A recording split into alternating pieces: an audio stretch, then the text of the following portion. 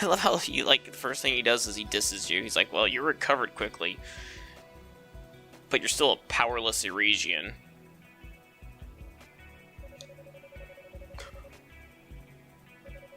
You have no reason to thank me. Your name's not even normal.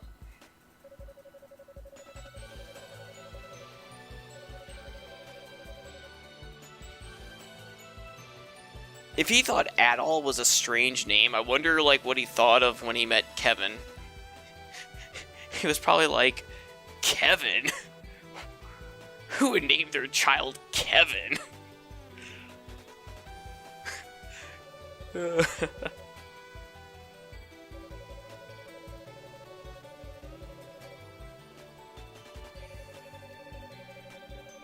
Nah, I love Ord. He's such a kidder.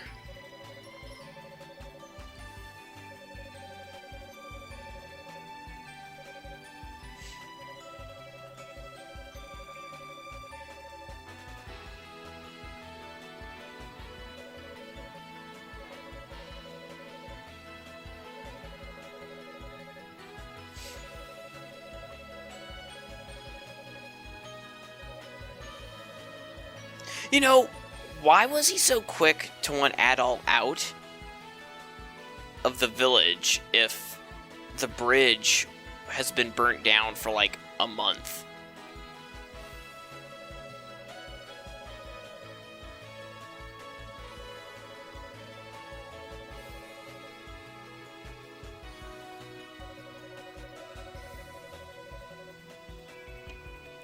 It's kind of weird because he says, like, oh, you can stay in the village until the bridge is repaired, but, like, in that scene where you're still in bed and everything, he's like, he must leave as soon as he's able to, like, as soon as he's able to walk.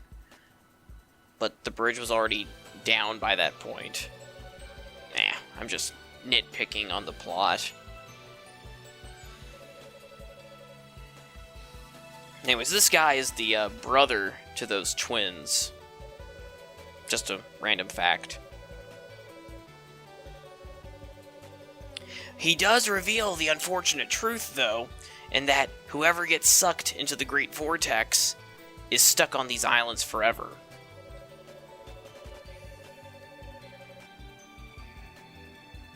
Because I don't know if it was actually explained well, or if I just didn't explain it well, but these islands that we're on, the Canaan Islands, are actually inside this giant vortex.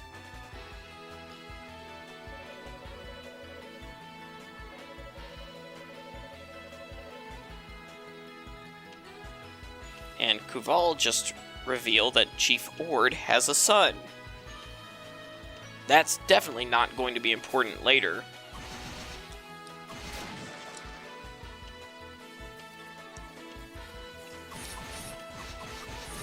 Oh, crap.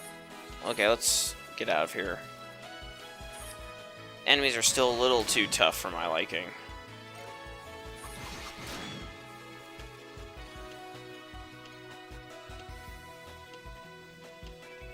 See, now that we found Chief Ord, if we go back to the village, all of the NPCs will now have something completely different to say. Which is neat. I mean, if you're really into that kind of stuff, I mean, you'll love E6 then.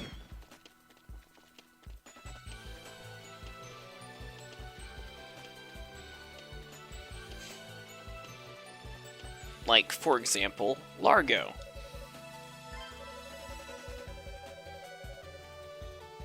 So, Chief Ord just told us, stay out of Olha and Isha's way. So what are we going to do? We're going to look for Olha. And I love Largo. He's like, well, Olha's at this holy place, and you're technically not allowed to go there. So here's how you get there. I mean, what the heck, man?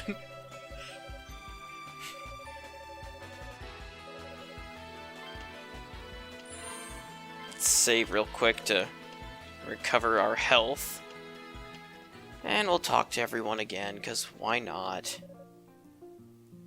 His daddy's amazing.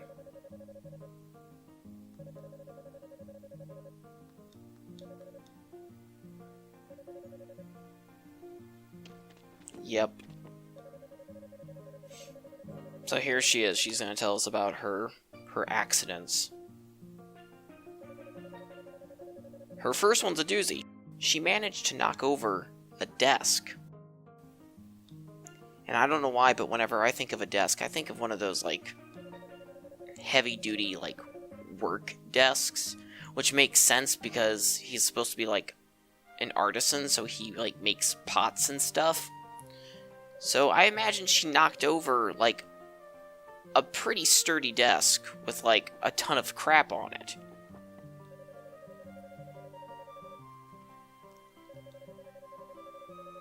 And this guy mentions a wandering calamity. And this is kind of important in a little bit. It's not, like, super important to the overall story. Well, I guess it kind of is, but it's mostly just for the beginning here.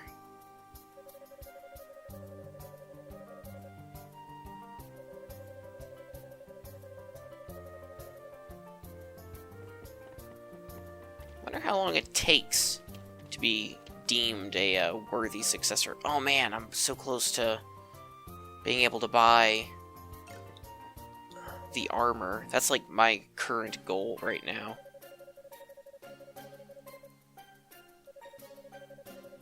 So yeah, so this guy's stuck on this island. He can't get back over to the other island.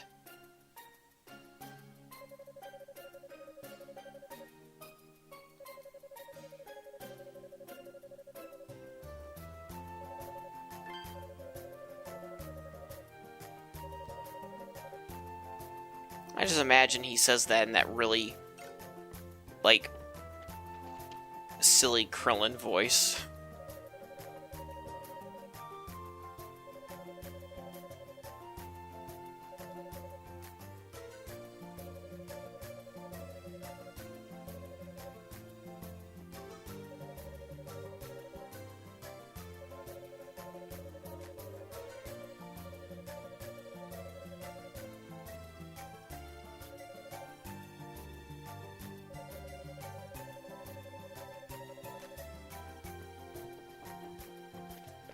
Yeah, so basically the Reda are, like, one with nature, so they do, like, each house specializes in something.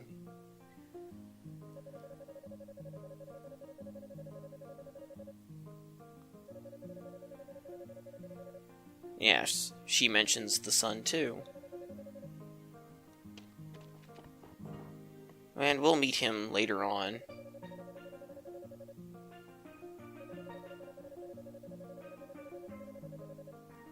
I like this guy because he even admits, like, yeah, I look like a drunk, but I'm actually really good at my job.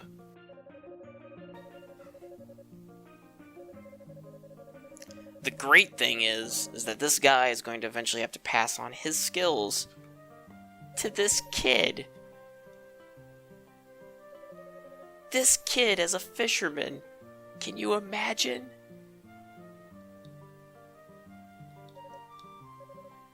Yeah, dinner, whatever.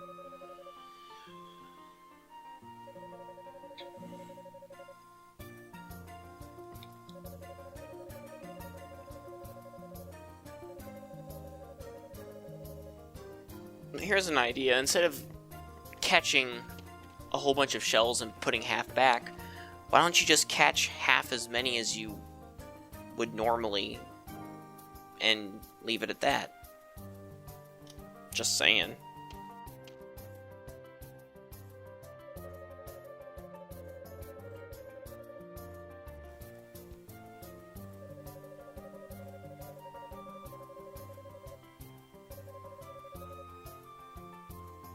There ain't that many Eurasians, now come on.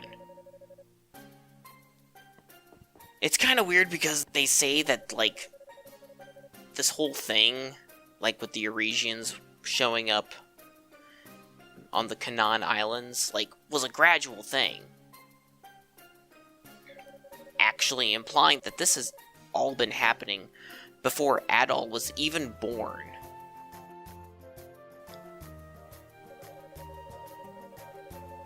But there's really not that many, though. I mean, granted, some of them have probably died.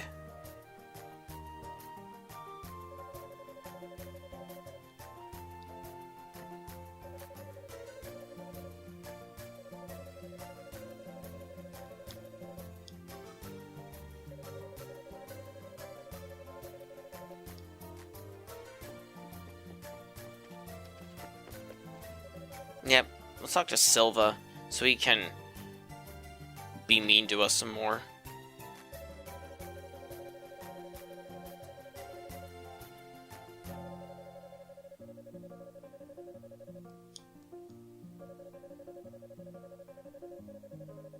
See, one of these girls thinks that Adol looks gullible, but Silva thinks that I dress scary. I don't get it. Anyway, let's go find Olha.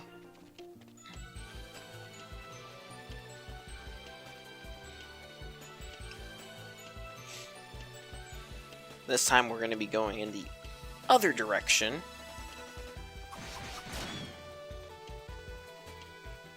By taking this fork in the road that our good pal Largo so kindly gave us, even though he probably wasn't supposed to.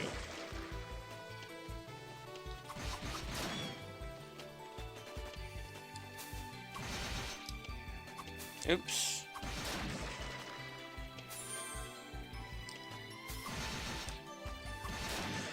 Another thing that I am kind of wondering about Catastrophe Mode is if they increased the item drop rate.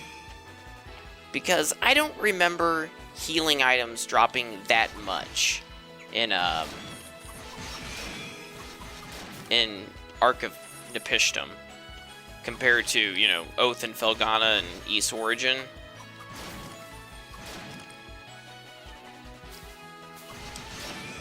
And if the game's actually going to be more dependent on me actually picking this kind of stuff up, then I certainly hope that the drop rate has improved.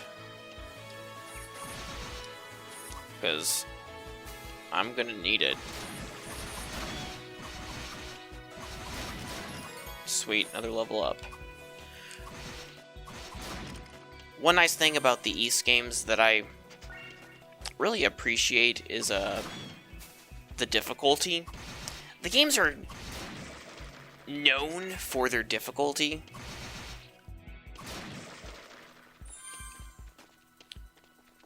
But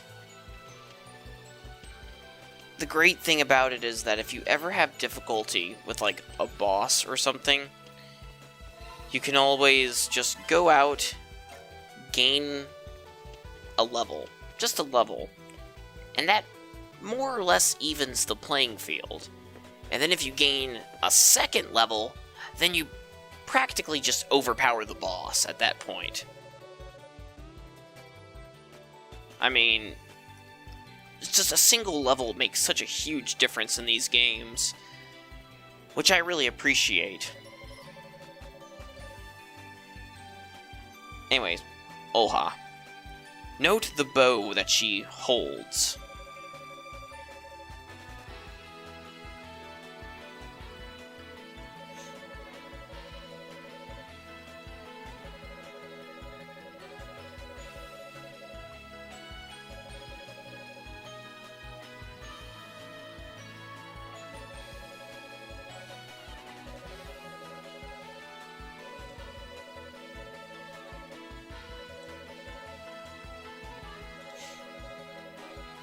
It's like she has to sell us on her sister.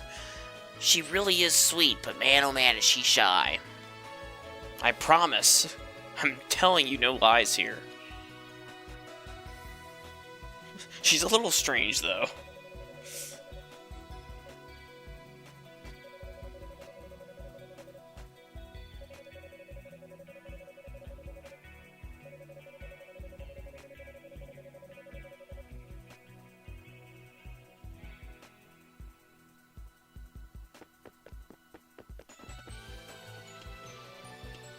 So now that we found Olha, our next objective is to find Isha.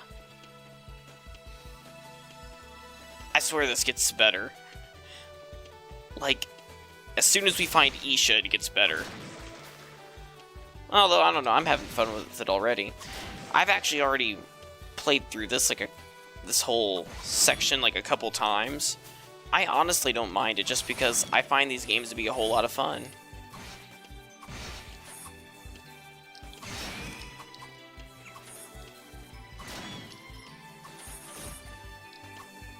Come on.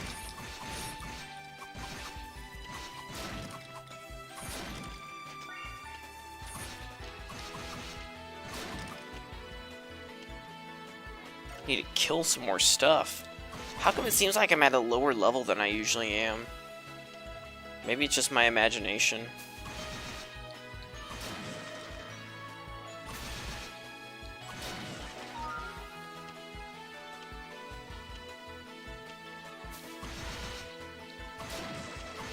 Okay, so now that we found Olha, all of the NPCs can once again say something totally different. So, I suppose it's mostly a question of whether or not I actually want to talk to the NPCs again. Come on, Largo, I know you know something.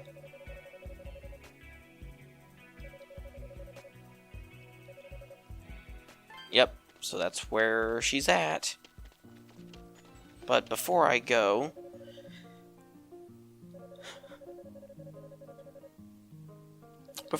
I'm going to buy that armor from Kevin.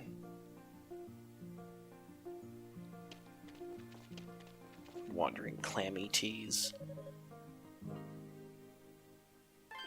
Please. Buy that.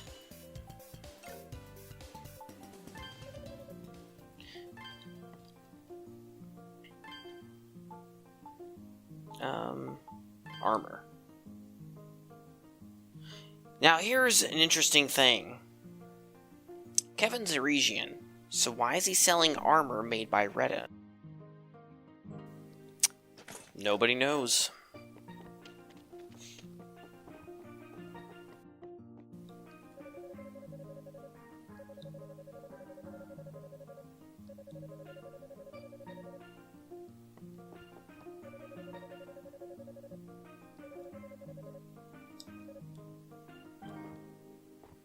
Yep, that's really sad.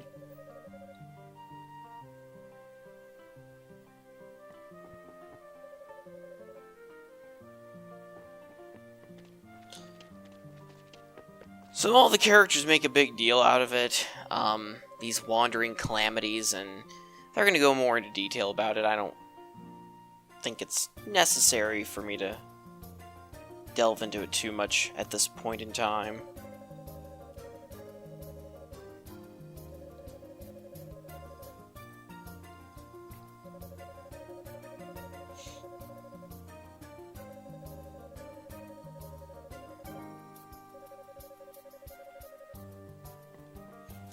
So I guess while I'm doing this, I should talk a little bit more about Ys. For those who aren't in the know, the Ys series is an action RPG series, and they pretty much always star this guy that we're playing as, Adol Kristen,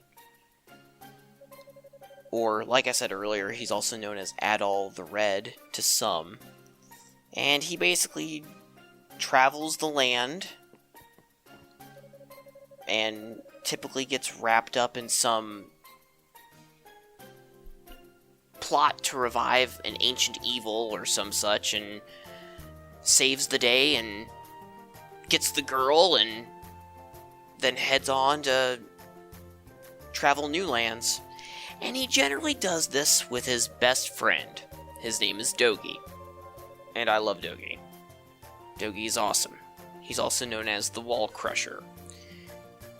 And if you couldn't guess by that name, his specialty is breaking down walls. He usually breaks down at least one wall every game he appears in. The weird thing about Ys 5 when I played it was that there was no Dogi. It was weird. There actually was a character who broke down a wall, but it wasn't Dogi.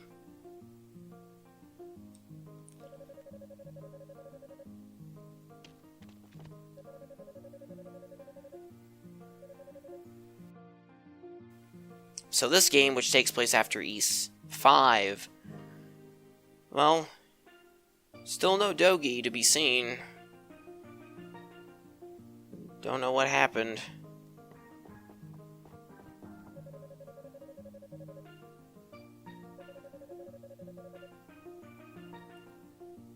I see nothing wrong with that lady.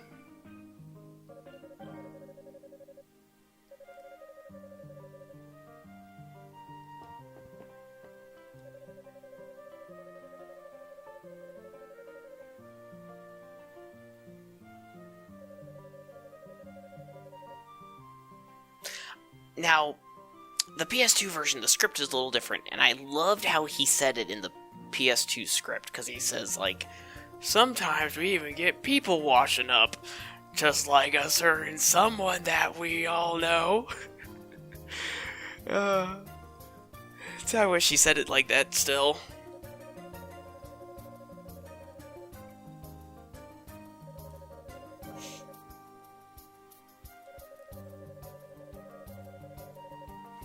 You know what's weird? What he says actually makes a little sense.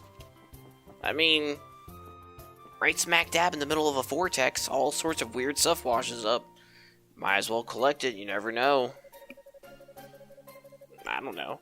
I don't even remember if any of the stuff he actually collects comes in handy.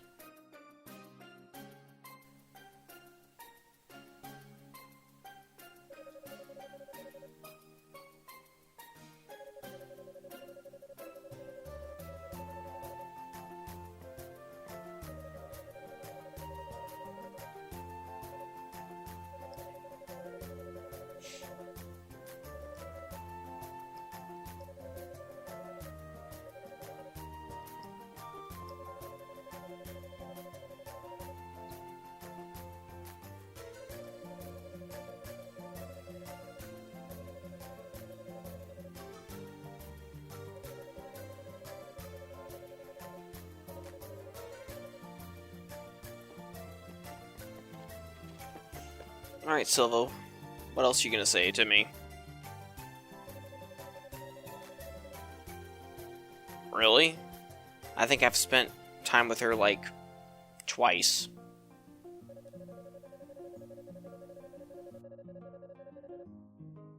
You know, I have to wonder exactly how much time passes while Adol's doing all of this stuff.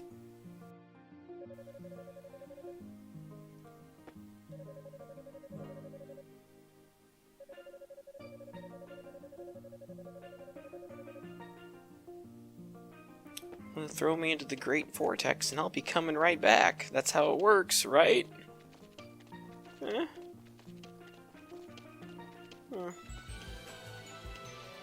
Alright, let's go find Isha. Wait. Forgot to hit this.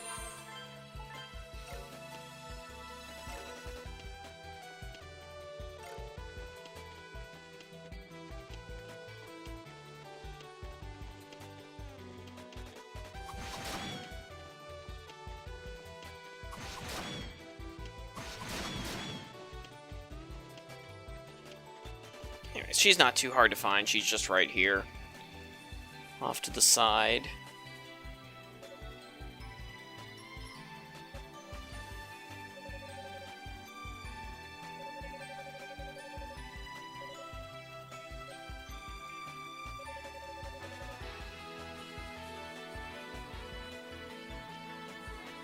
And there she goes. Just a random thing. There's a hidden path right here.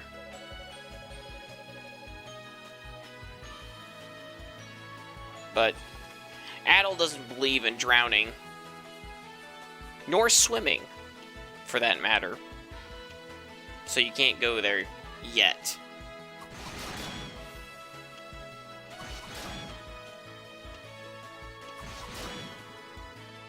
I like how when Adol's not finding people, he's murdering cute woodland critters.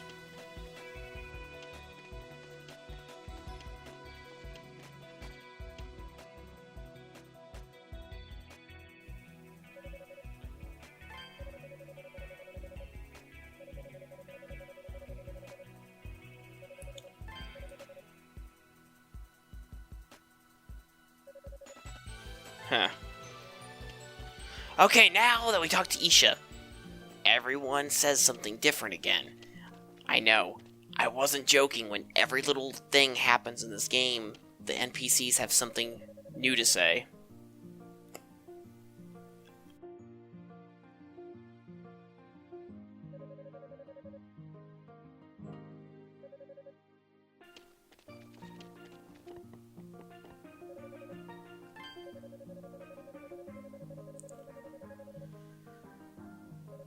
Alright, Kevin.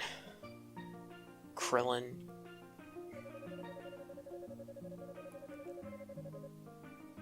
How is he resourceful enough? You just met him.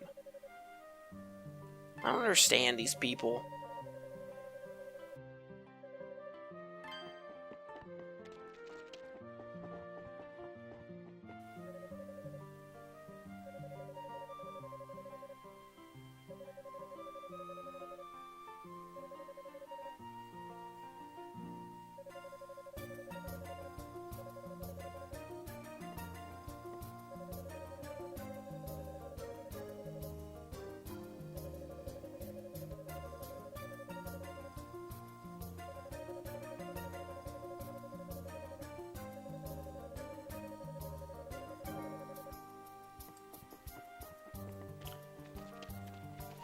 So, yeah.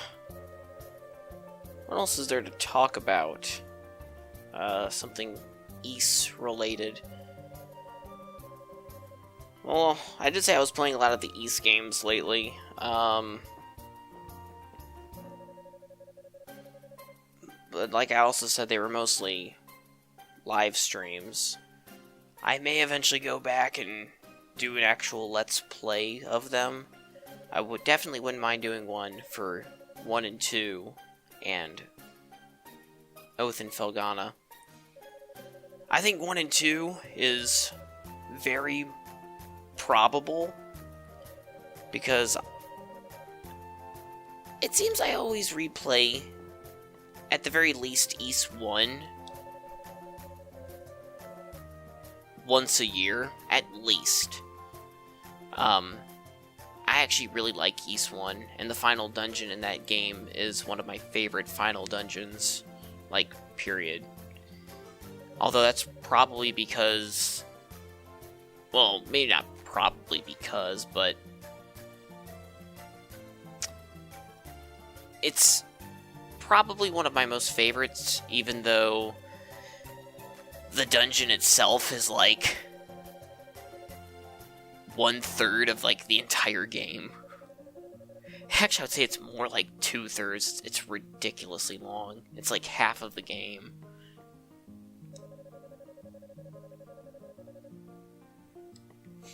You know, he was just talking, and I have no idea what he's even saying.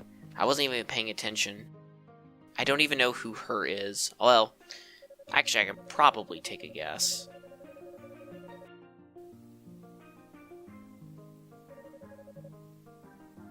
Well, he's right over here.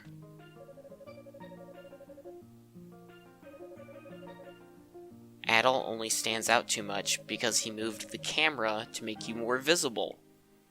Duh.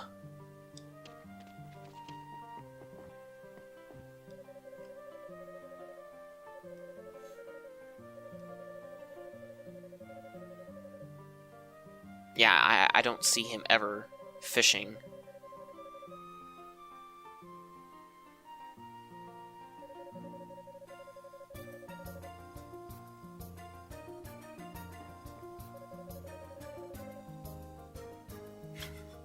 This guy's such a one-track mind.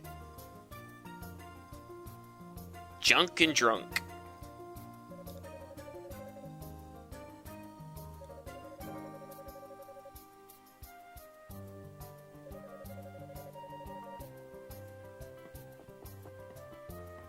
He's got mad respect.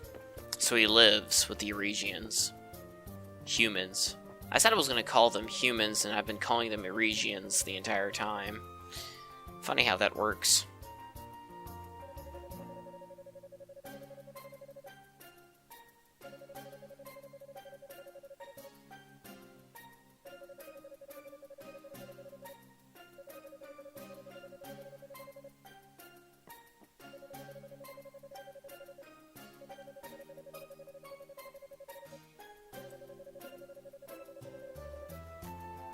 But you just said that right in earshot of her, and I know that she's not deaf.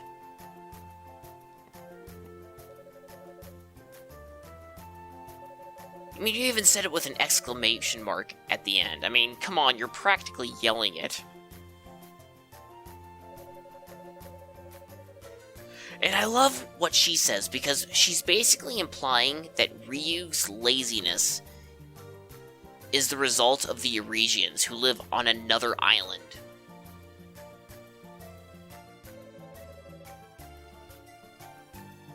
Like, I'm sorry, but I don't want to be held responsible for Ryu's fatness.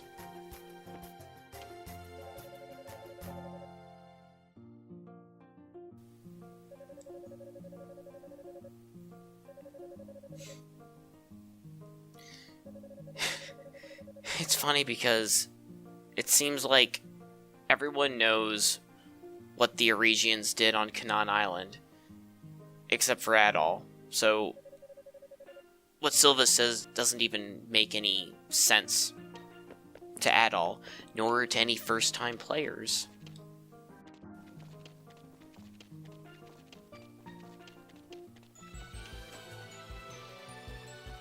Alright, let's go find Isha again. And, well, guess I should say it. We're coming up to the first boss fight of the game. And also, we'll get the opportunity to hear one of my most favorite boss tracks in the entire series. Of course, I'll probably end up beating the boss before we even get to hear the track in its entirety, but what you gonna do?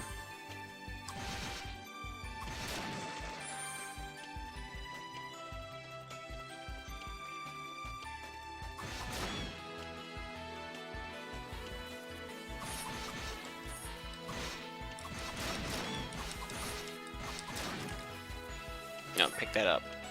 That stuff is Emil. That green stuff that I'm picking up.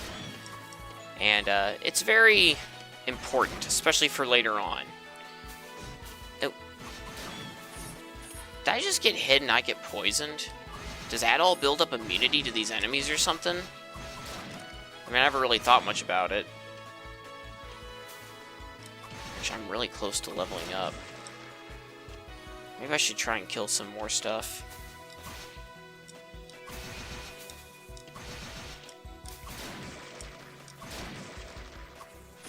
Oh, no.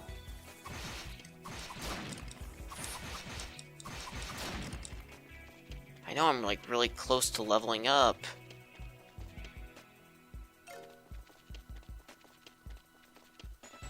I just want to gain that extra level. I'm really close to it.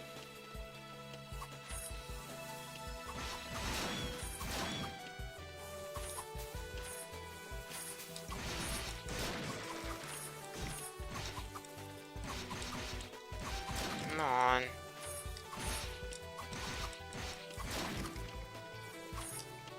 Oops. I'm super close to the next level. Come on. There we go. Pick that up. So yeah, so collecting like one Emil really isn't going to be much, but every little bit helps, because later on in the game, you're going to need a lot of it. So, anyway. We found Isha, and our very first boss fight. This, my friends, is the wandering calamity that we've heard so much about.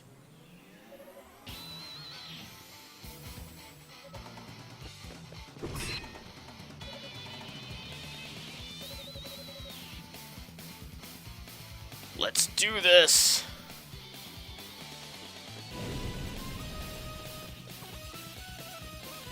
Now, I'm pretty confident in my skills against this boss. In fact, if I'm really lucky, I can beat him without taking any damage. Got some pretty basic attacks, all in all.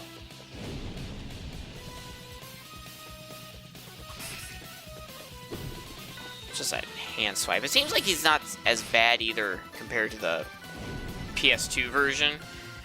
Might just been because the entire game had 3D models, but the hit detection, or maybe it was because there was like some slight lag in the PS2 version, which always threw me off ever so slightly. Come on. Gotcha.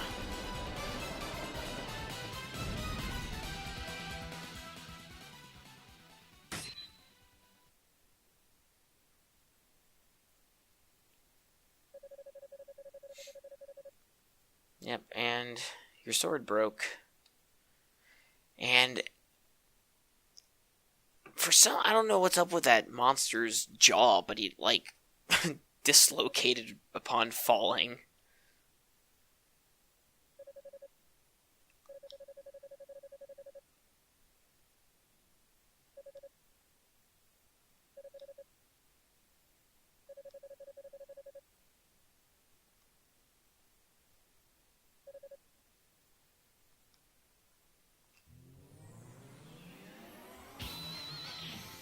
And it's not really dead. Made you look. Okay, it's really dead now.